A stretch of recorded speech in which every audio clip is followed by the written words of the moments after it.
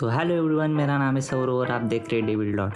तो आज लोकी का सेकंड एपिसोड रिलीज़ हो चुका है और अगर आपने ये एपिसोड नहीं देखा तो इस वीडियो को यहीं पर रोक दीजिए क्योंकि इस वीडियो में कई सारे स्पॉइलर हो सकते हैं। और लोकी के पहले और दूसरे एपिसोड को देखकर मैं सिर्फ एक ही बात कहना चाहूँगा, बवाल चीज है बे, सारा सिस्टम मिल जाता है। अब तो इस एपिसोड का सबसे बड़ा रिवील था फीमेल लोकी का रिवील। जब हमें उसका फेस दिखाया गया तो हम देख सकते कि उसका एक हॉर्न आधा कटा हुआ है और ऐसा ही कुछ हमने एजेंट ऑफ एसगार्ड में यंग लोकी के साथ भी देखा है, उसका भी एक हॉर्न आधा कटा हुआ था। तो पहला एपिसोड स्टार्ट होता है 1985 से, जहाँ पर हम एक शॉप पर लिखा हुआ देख सकते हैं ड्रैगन फ्लाई आर्मरी, जो कि एक ईस्टर एग था मार्वल कॉमिक्स की कैरेक्टर ड्रैगन फ्लाई को लेकर। और उसी के साथ साथ इसी जगह पर हम देख सकते हैं जब टीवी वाले आते हैं तो एक लड़की उन्हें खाना ऑफर करती है। किसी ने इस लड़की पर ज़्यादा गौर से ध्यान नहीं दिया होगा, बट ये कोई और नहीं, एगाथा हार्कनेस है। एगाथा हार्कनेस वांडा विजन की मेन विलन थी और आगे जाकर ये मार्वल में कई सारे मेन रोल निभाने वाली है। और इसी के साथ साथ ये उसका कैमियो रोल था लोकी के लिए।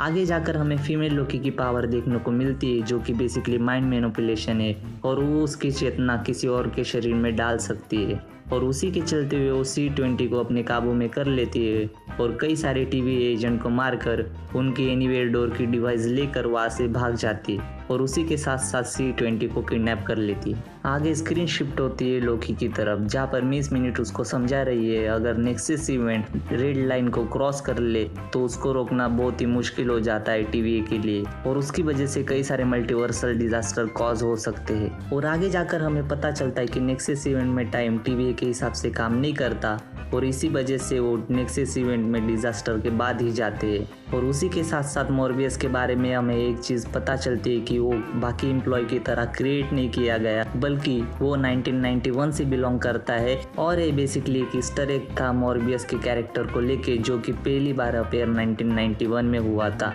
अमेरिकन कॉमिक्स में। और इसी कन्वर्सेशन के बीच हम देख सकते हैं कि मॉर्बियस कुछ ज़्यादा ही तारीफ कर रहा है TVA की और इसके चलते हुए हमें सिर्फ एक ही चीज़ कहना चाहूँगा मॉर्बियस के बारे में। नहीं, मैं कुछ नहीं कहूँगा, चाचा तुम आ जाओ, अमेरिका का दलाल बहनचोद।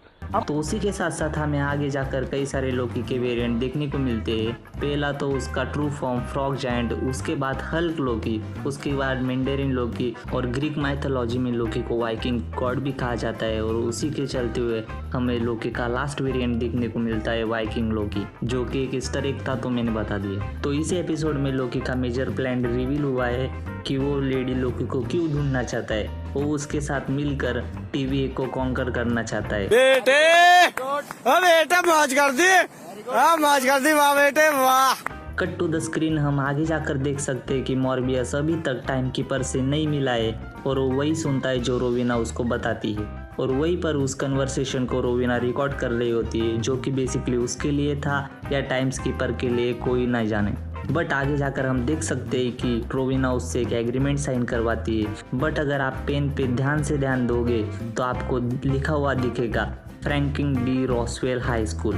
तो इस स्कूल के बारे में आप एक चीज़ जान लो कि ये US की एक ऐसी स्कूल है जिसको खास करके ब्लैक बच्चों के एजुकेशन के लिए खोला गया था, वो भी 1963 में, जब ब्लैक बच्चों के शिक्षण के खिलाफ कई सारे लोग खड़े होते थे। एक अच्छी बात है कि मार्वल कई सारे ईस्टर एग देकर कई सारे अच्छी चीज़ों को प्रमोट कर रहा है और उसी के साथ साथ आगे जाकर हमें एक इन्फिनिटी एलिवेटर दिखाया जाता है, जो कि एक रियल लोकेशन है मॉर्टिन मॉर्कियस होटल की, जो एटलांटा में बेस है। और इसके बारे में अगर आपको कुछ ज़्यादा ही जानना हो तो गूगल कर लेना भाई। और आगे जाकर हमें पता चलता है कि वो दोनों आकर 372 फ्लोर पे रुकते, तो है एक बड़ा ईस्टर एग था खुद TVA को लेकर। जब मार्वल की comics mighty Thor comics issue number 372 में TVA का डेब्यूट पहली बार हुआ था।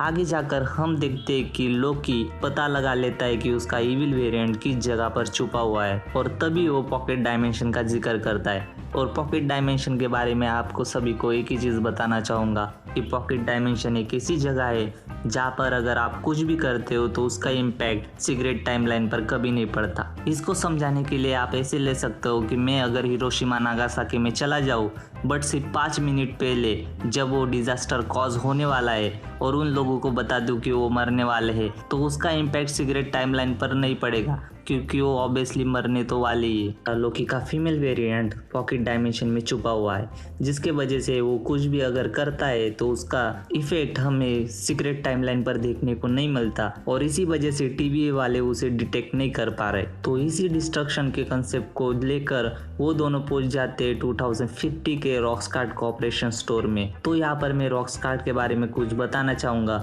कि रॉकस्टार्ट कॉर्पोरेशन मार्वल की एक बहुत बड़ी कंपनी है, जिसका रेफरेंस हमें आयरन मैन 3 में भी दिया गया था, और आगे जाकर हमें इसके बारे में कई सारी चीज़ें जानने को मिलेगी। और इतना ही नहीं, मार्वल ने खुद इसकी स्पेसिफिक वेबसाइट भी खोल रखी है rockstar.com को लेकर। अगर आप वेबसाइट को विजिट करना चाहते हो तो कर सकते हो। तो वहीं पर 2015 में TVA वाले लोकी को लेकर वहाँ पर पहुँच जाते। तो वहीं पर लोकी जब शॉप के अंदर जाता है तो हम देख सकते हैं कि वो उसकी प्रेजेंस को चेंज कर लेता है, बट तभी भी वो गीला ही है, क्योंकि ऐसा ही कुछ उसने थॉर द डार्क वर्ल्ड में किया था जब उसकी मदर मर जाती है, बट वो लोगों को दिखाना चाहता था कि वो अभी भी खुश है। तो ये एपिसोड कुछ स्लो था और सीरीज़ की स्टोरी लाइन सेटअप करने के लिए ज़रूरी भी था। तो इसी के साथ साथ जाते जाते मैं सिर्फ आपको एक ही बात कहना चाहूँगा। देखिए, एक तो बेसिक ट्रिक है, एक तो लाइक और शेयर ठोक लीजिए, महाकाल का धमाके लाइक और शेयर ठोक लीजिए। लोगों को जोड़ो यार महाकाल का आशीर्वाद से। 5 से पहले मेरा कमरा वादे हिलता नहीं है भैया। महाकाल का आशीर्वाद हो कहता नहीं सर, हिलूंगा नहीं।